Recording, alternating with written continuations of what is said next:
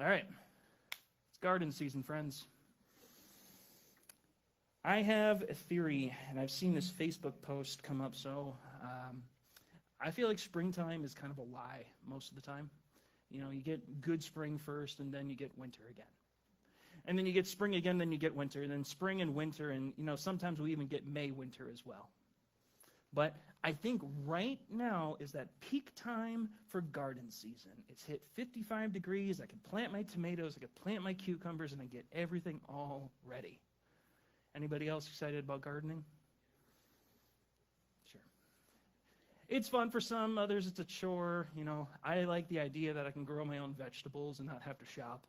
But, you know, I've had gardening as a part of my life for a long time. My grandma, when I lived with her for 4-ish years, she was the green thumb in my family, and her thumb was excessively green. She was great at what she did, and still does. She's an excellent gardener, and I still remember the distinct smells of the garden. Some were good, and some were like, well, you know, this is the compost. But, you know, gardening has always been just a really important part of my life, and I've wanted to learn how to do it, moving my thumb from maybe like a light green to maybe like a darker shade each year. And I've questioned, how do you make a good garden? Like, even looking at this picture, I wonder, how do you get that? My garden never turns out like that. I don't know how people do that, but, you know, you ask the question, how do you get a good garden? What does it take? It takes good soil. It takes compost. It takes the right amount of sun and water, the right time of year to plant. If you plant too early, the things die too quickly. I mean, you don't plant tomatoes when there's a freeze, right? Any kind of freeze and you lose the tomatoes. There's a regular care for the well-being of each plant, but constantly there's little enemies that come in the way. These guys. I have vitriolic feelings about these particular things. They get in the way every single time, and I know the arguments that can be made about some of them. They're like, oh, but you know, you can use dandelions for tea. You can use the stinging nettle to like make ointments for yourself. It's like, no. These spread all over the place, and if they get in the garden, they take all the energy from all the other plants, and I have to pull them out, and you know, it turns into a big chore. I understand the value of certain plants, but these ones, when they get in the way, when they spread all over the place, they become a problem. And every time I'm gardening, every time I'm weeding, I think of all of these different little enemies, even the bugs and the rocks and the weather threats and all the different things that come in and try to take away from the productivity and the growth of the garden. I think about all these things, and I think they're constantly an analogy of life, of growth. If you want a healthier garden, it takes a lot. It's a big life lesson constantly. And like, you take the most important life lesson, or the most evident life lesson, age. How do you get from a baby to a child?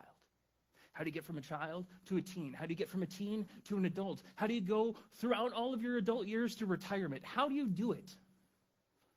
Some might say, you know, it just is what it is, or I take one step at a time and we just get from here to there. But ultimately, what it boils down to is there's a lot of hardship that comes your way.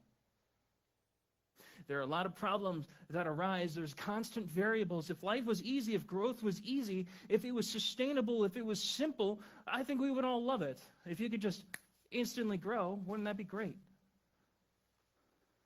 But there's no quick growth. It takes time to develop, and it takes hardship to develop. Life just doesn't work in a very simple way. Just like a garden doesn't work in a simple way, the weeds come whether you want them to or not. You can put down all the product you want. Something's going to come in, and something's going to become an issue. But if you take care of it in just the right way, things grow better and better.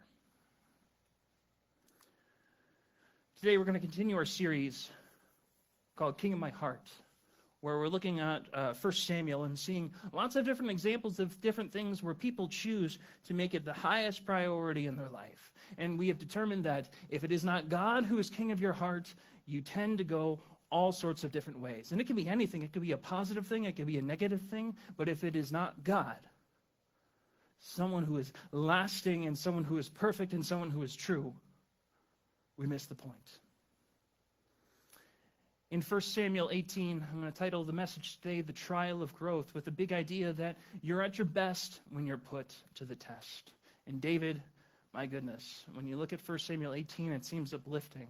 It seems great in certain portions because he's becoming more and more successful. And we'll see that his own success, as well as those who grow jealous of his success, become his greatest enemies. How did we get here, though?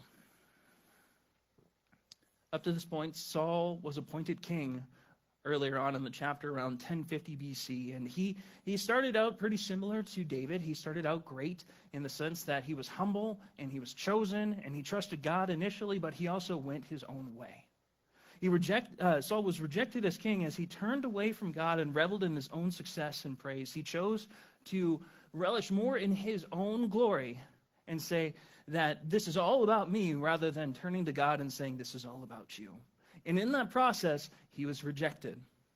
And David instead was anointed as king when he was a young boy, and this is probably 15 years in the making. He does not become king right away. He remains a shepherd, and he remains cultivated over the years, built up. But he's also known as a man after God's own heart versus Saul, who was a king based on the people's desires. 1 Samuel 18 takes place around 1023 BC, and Saul, as well as David, continue to fight against the Philistines. This scene takes place very shortly after the famous battle between David and Goliath, and right afterward, them chasing the Philistines city after city back into their own territory, moving from the Philistines, attacking very deep into the Israelite territory and pushing them way back to the sea. So we start right at the end in 1 Samuel 17, a conversation is taking place where Saul is trying to inquire whose son David is. Who is this kid? What relevance does he have? The one who has defeated Goliath, the one that nobody wanted to fight. And then we see, after perhaps a longer conversation in the beginning of verse 1, when David had finished talking with Saul, Jonathan and David became bound together in close friendship. Jonathan loved David as much as he did his own life. Saul retained David on that day and did not allow him to return to his father's house. Jonathan made a covenant with David, for he loved him as much as he did his own life. Jonathan took off his robe that he was wearing and gave it to David, along with the rest of his gear, including his sword, his bow, and even his belt. And I'll stop here. We have a lot going on right here, and I think this is one of the greatest examples of a deep, deep friendship. Have you ever met that person in your life who, and I'm not talking about just like a spouse, I'm talking like, have you ever bonded with somebody? And you're like, that person I want to walk with. That person I want to spend my time with. That chemistry is just right where you want to become such deep friends with them. Have you ever experienced something like that? And like, it doesn't have to be something that has lasted the course of your entire life. But have you ever had periods of time where that person shows up at just the right time? This is the kind of friendship that is built here. And it doesn't necessarily even last all the way to the end of David's life. David goes he has a time that is really good, but after a period of time, he has to go on the run. He remains friends from a distance with this guy. But Jonathan and David develop such a friendship where they value each other as they do their own life. That kind of friendship is amazing. That kind of friendship is near sacrificial, in the sense where you're willing to bond with somebody, even if you don't know all the answers, but you have that level of chemistry where you know this is the right person to spend your time with.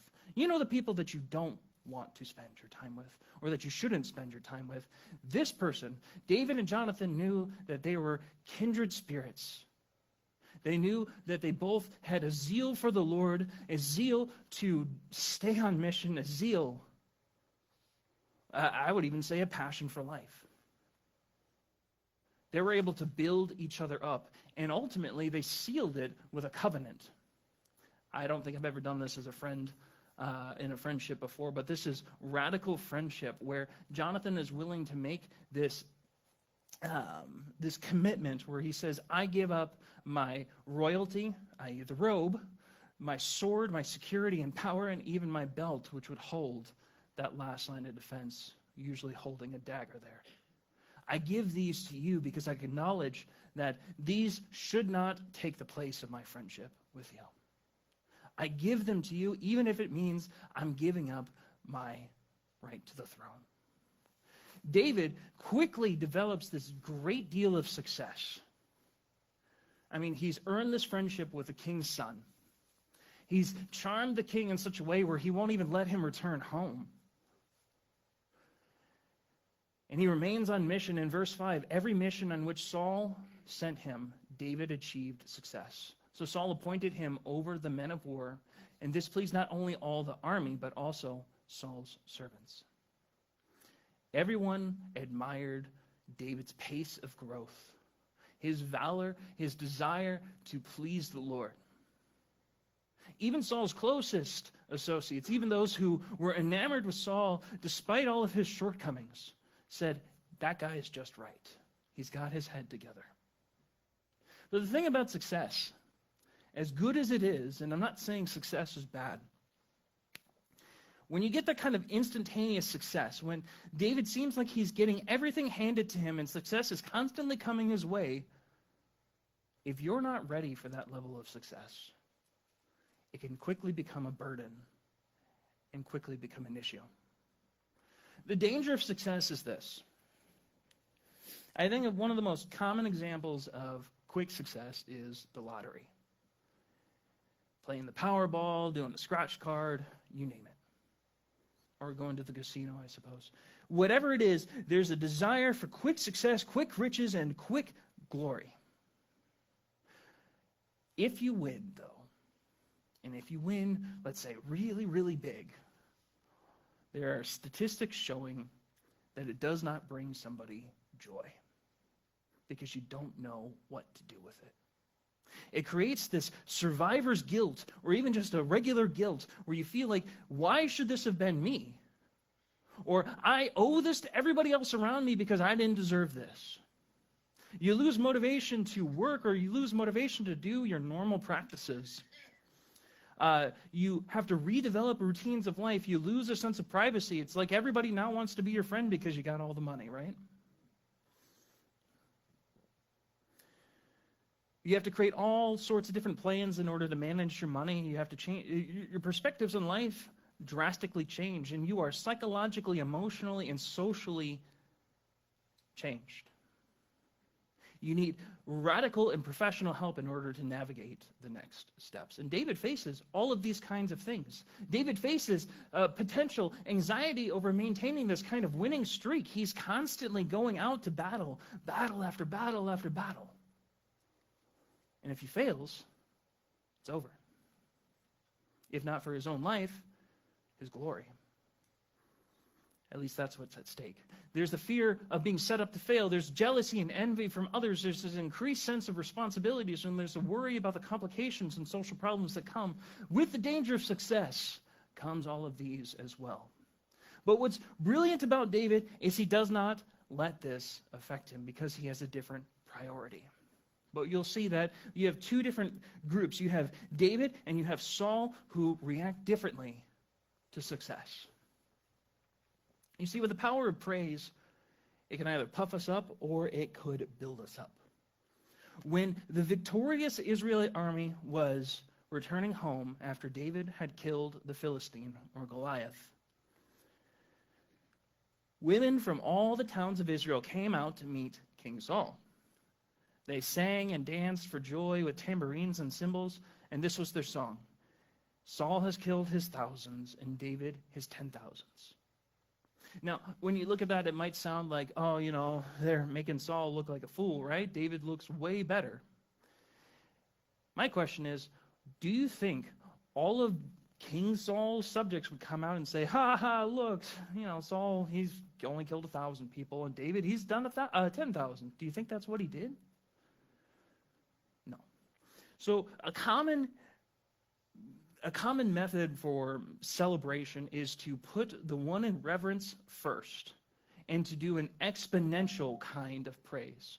And you can involve other people in the praise. It would be essentially Saul has killed his thousands, and Saul and David have killed their 10,000s. It's a compounding kind of praise. But the problem is, Saul doesn't see that way. Saul becomes very angry that the Hebrew says he saw that this song was evil in his eyes. He said, "What's this? They credit David with 10,000s and me with only thousands? Next to them making him king." So they, from that time on, Saul kept a jealous eye, which is also a suspicious or transgressive eye on David. He was watching him constantly because he could not stand that the praise was being directed to somebody else. How good does it feel to be praised, friends? I love it. It feels good, doesn't it? When somebody encourages you, right? If you're at work and somebody says, "Good job," do you feel good? When you're at home and, maybe your wife says, "Hey, thanks for taking out the trash," does that feel good? I don't know. Just, you pick it. Whatever the thank you is, whatever the good job is, it feels good. But there's always the danger of, if you're patting yourself on the back too much, or if you're seeking that praise and it puffs you up and you expect it, then it becomes a problem. Likewise with Saul, this jealousy that festers in his heart, he sees the praise as being directed to somebody else and not to him. Praise can puff us up, it can build us up, but it can also distract us. And it becomes something like a weed for Saul. And the roots don't start deep. It starts pretty shallow because he's just got this suspicious eye. He's watching David, trying to figure out, is he trying to take the throne from me? Is he trying to take the power from me? Is he trying to steal all that I have? And I don't think at this point Saul knows that the Spirit of the Lord is with him. And I don't think that he even acknowledges that Jonathan has submitted himself or built this deep friendship to David. It's not found out until 1 Samuel 22. This is how we guard ourselves from this, though, friends. Because it's going to happen. Praise is addictive. But jealousy is also a very common response. And when we looked at 1 Peter 2:1 earlier, the first command there from Saul is, "Therefore get rid yourselves of all malice and all deceit, hypocrisy, envy, and slander of every kind." How do you do it? Well, here's what you do. We have the fruits of the Spirit that are talked about inside of the New Testament. In Galatians 5:22 through 23, it says, "But the fruit of the Spirit is this: love, joy, peace, patience, kindness, goodness, faithfulness, gentleness, and self-control." All great things, right? Are they easy to practice? No. One of the most common phrases I heard growing up is, never pray for patience. Why? Because God will give it to you. Not just patience, He will give you opportunities to be patient. But what I've reflected on with the fruits of the Spirit is, if you pray for a single fruit of the Spirit, you will be given moments of great test for each of these. But in those testing moments, even in those difficult moments where it's hard to practice these, they're where you grow the most. It's easy to love somebody that loves you in return, but it's hard to love somebody who has no desire to love you in return. It's easy to be patient when you don't have to wait, when you got green lights all the way. It's hard when there's a bunch of red lights and slow folk in front of you. You name it. But when you practice these fruits of the Spirit, they mature you and build you up to be a better and better person. And we see this example with David. There's a few different tactics that Saul ends up using. First, he starts with himself. Saul's madness is on display in verse 10 and 11. The very next day, a tormenting spirit from God overwhelmed Saul, and he began to rave in his house like a madman. David was playing the harp as he did every day, trying to soothe Saul, trying to help Saul. But instead, Saul had a spear in his hand, and suddenly he had this big thought. He hurled the spear at David, not once, but twice, trying to pin him to the wall. But David escaped him twice. This festering mess of jealousy and envy is amplified by this tormenting spirit. Saul has gone his own way. He's had all of his warnings, but he sinks deeper and deeper into this. And this raving that he's doing, I imagine he's pacing the room trying to figure out, why is all this bad stuff happening to me? Why am I anxious? Why am I depressed? Why am I worried about all this stuff? Where's my kingdom going? Why did Samuel say what he did back all those chapters ago? He's raving about anything and everything. And when you're in this kind of state and when you leave it unchecked, it gets worse. It festers. And he chooses violence. Not just once. He misses the first time. David, who's just probably sitting playing this harp or this lyre right in front of him, he misses, picks up his spear and tries again. And both times, David gets away. When you think about this, when you consider your own circumstance, what is your breaking point? What stops you from staying on mission? David stays on mission even though he has his life at stake. Twice in the same setting. He still has the diligence to keep trying to take care of his own enemy in front of him. He has incredible humility. Even though he has the anointing from God to be king, he remains waiting. And he has incredible love even in the face of opposition. Next, verse 12. Saul was then afraid of David. David's character, he was terrified of him. For the Lord was with David and had turned away from Saul. I think Saul recognizes that God is doing something in David here. Finally, Saul sent him away and appointed him commander over 1,000 men, and David faithfully led the troops into battle. If you fast forward to 1 Samuel 22, it's really curious because Saul is talking with a group of Benjaminites, his own people, and he says to them, essentially, I didn't think David would want to serve you. I didn't think David would want to be a commander of you, and you all have betrayed me because you followed him. You weren't in on it.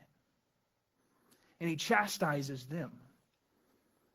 So Saul is setting all these traps. He's thinking that his own people will turn against David and lead him to his death.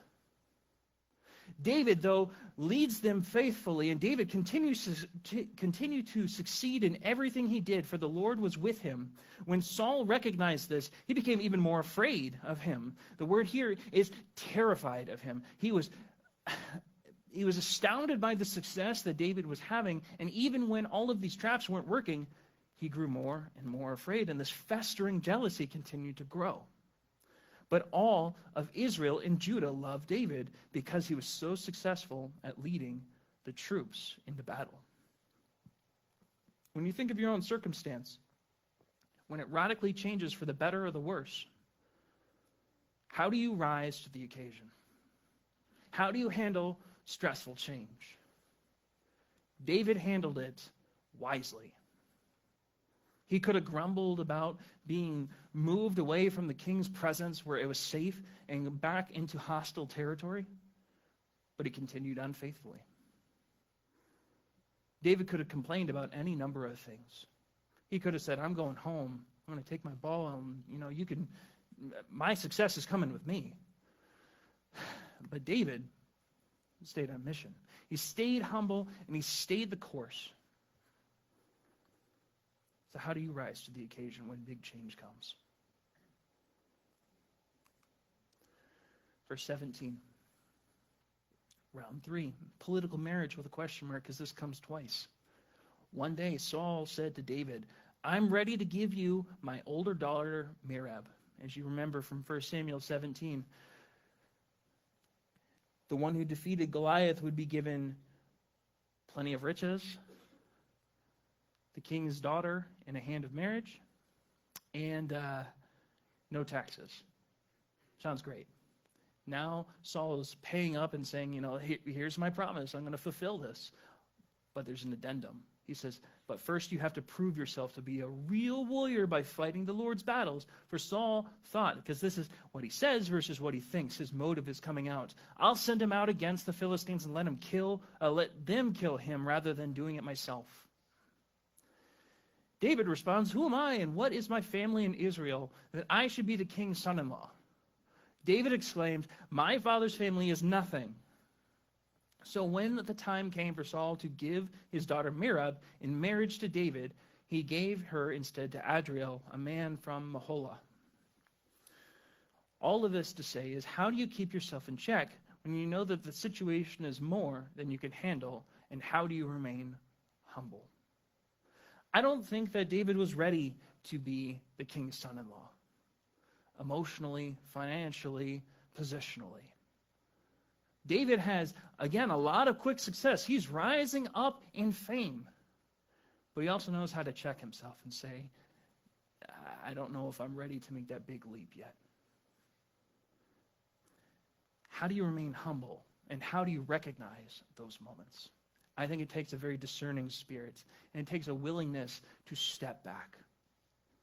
And none of that is easy. That definitely comes from trusting the Lord with the right next step for the purpose that he has for you. Going on. In the meantime, Saul's daughter, Michal, had fallen in love with David. Curious note, this is one of the only times mentioned in all of the Bible that a woman openly declares that they essentially have a crush on a man, or that they love a man. There's not a particular mention, but when you see notes like this, there's reasons for it being there. So when you see these kinds of details, it should draw our attention and cause us to ask why. And the reason is, Saul was delighted to hear about Michal's love for David.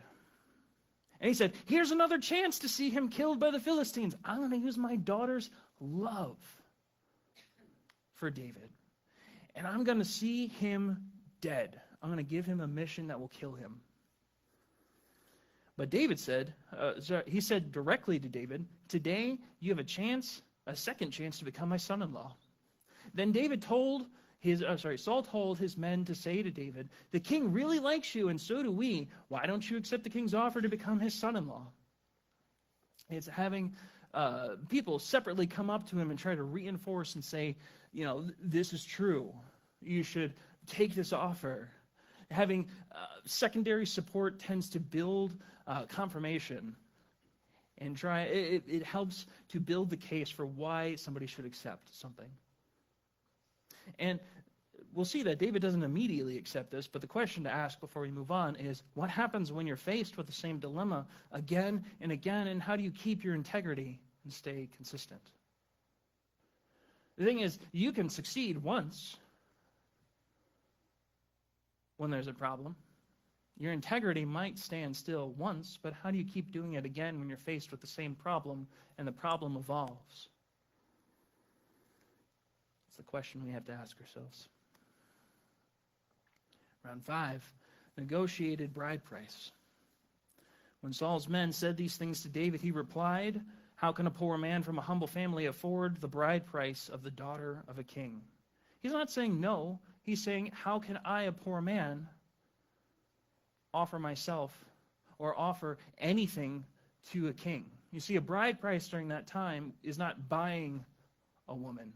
It's buying the loss of the daughter leaving the family. The daughter would have roles within the family, whether it be cooking or baking or doing any number of different chores or being an integral role of raising a family.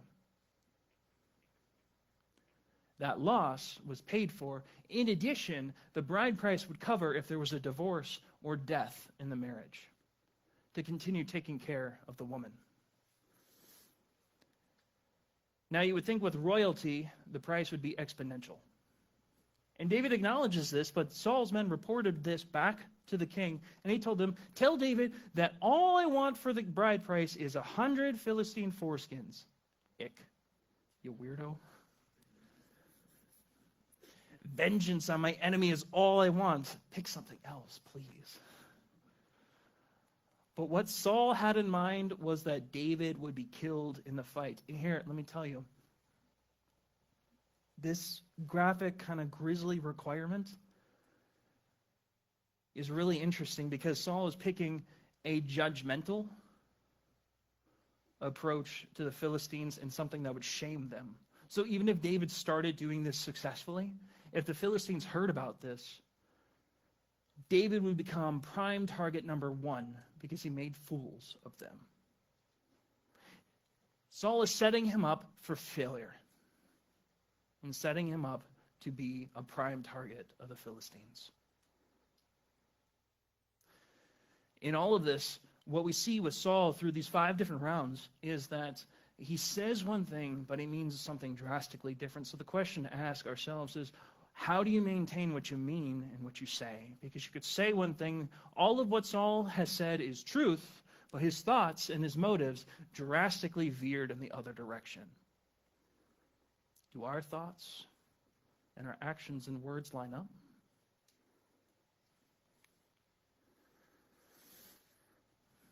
Verse 26. David was delighted to accept the offer. Before the time limit expired, he and his men went out and killed 200 Philistines. Then David fulfilled the king's requirement by presenting all the foreskins to him. So Saul gave his daughter Michal to David to be his wife. And, there's no image included here. I'm not going to show you 200 foreskins. I will spare you. But David doubled the requirement to show his zeal, his humility, and his service to Saul.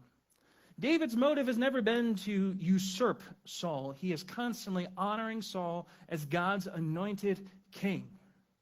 Even if the Spirit of the Lord has left Saul, he still honors the king. He still remains humble. He still desires to do the right thing even in wrong situations, even though he has been treated unfairly.